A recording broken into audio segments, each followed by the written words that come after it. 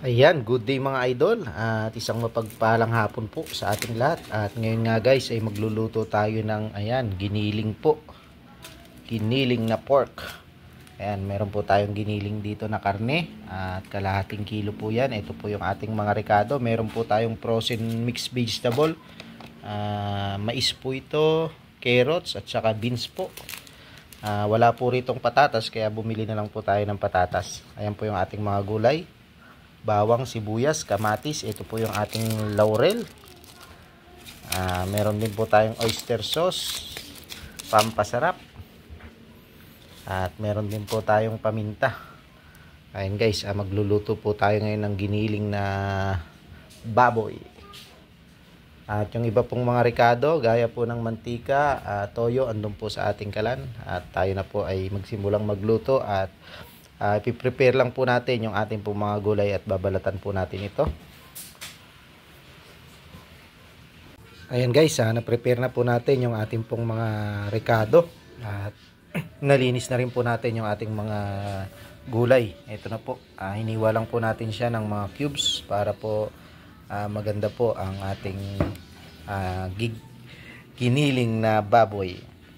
Ayan guys, nahiwa na rin po natin yung ating patatas. At igigisa lang po natin ito at tayo po ay magpainit na ng ating kawali. Iyan guys, ang ating pong mainam-inam na kawali. Painit po tayo at lagyan po natin ng mantika. Yan guys, umuusok-usok na po ang ating kawali. Maglalagay lang po tayo ng mantika. And guys, mainit na po yung ating pong mantika. Lagay na po natin itong ating bawang. Lagay na rin natin itong ating sibuyas. Yan guys, mekos-mekos lang po natin.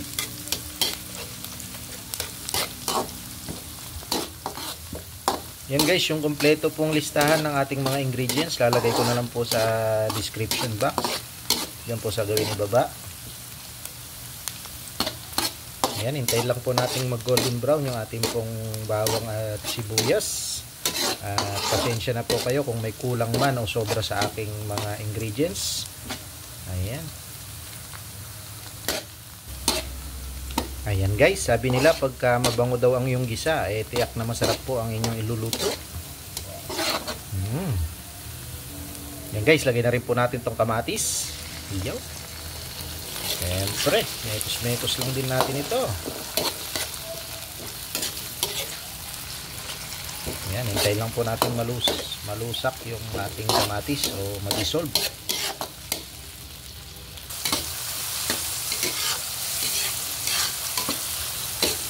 Ayan guys, paki-follow din po ang ating YouTube channel, JR Maningas World sa YouTube po at ang ating pong Facebook page, JR Agustin Maningas. Ayan. Bali, kumikita na tayo guys at meron na po tayong earnings sa YouTube. Dito po sa Facebook ay wala pa. Ayan guys, Ayan guys, medyo okay na po ito at pwede na po nating ihulog yung ating pong giniling na karne. Ayan guys, hulog na po natin yung ating pong karne. Ayan.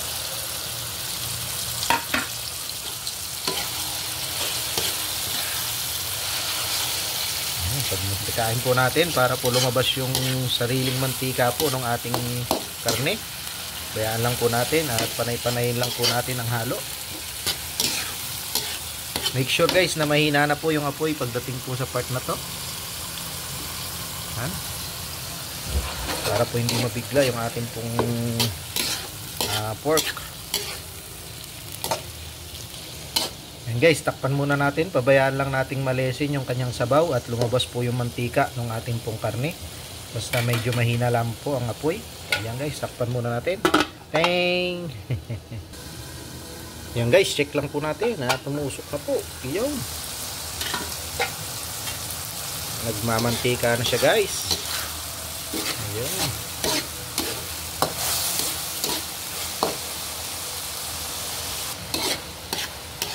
Ayan guys, pwede na po natin itong lagyan ng iba pang ingredients. Gaya po ng ating oyster sauce. Ayan. Ito natin yung ating oyster sauce. guys.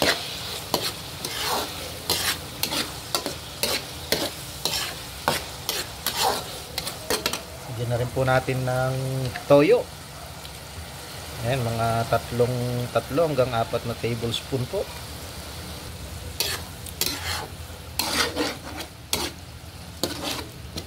Ayan, napakabango. Pakuloan lang po natin ng at magdagdag po tayo mamaya ng tubig. Lagyan na rin po natin ng paminta. Ayan.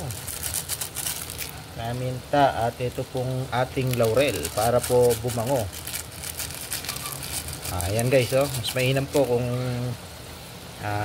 nahiwa-hiwa po natin yung ating pong paminta. Yung ating pong bay leaves para lumabas po ang aroma.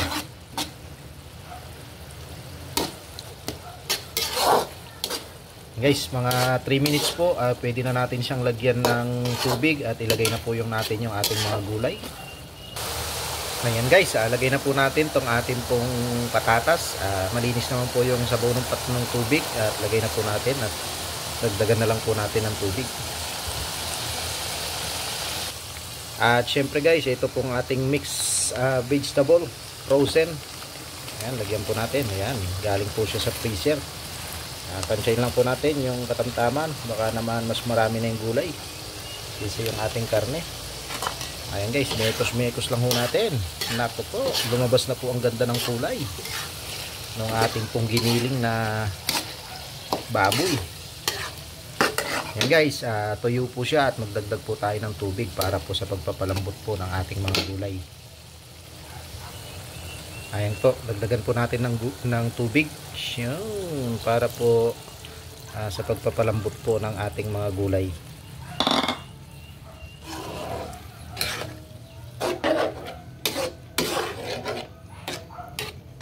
Yan guys, lagyan na rin po natin ng magic sarap para puminsanan na ang pagkulo. Yan guys, lagyan na po natin ng magic sarap. Yo. Okay na po yan. Mga higit kalahati lang sa isang sachet. At mekos lang po natin yan. At hintayin na lang po natin itong kumulo at lumambot po yung ating mga gulay.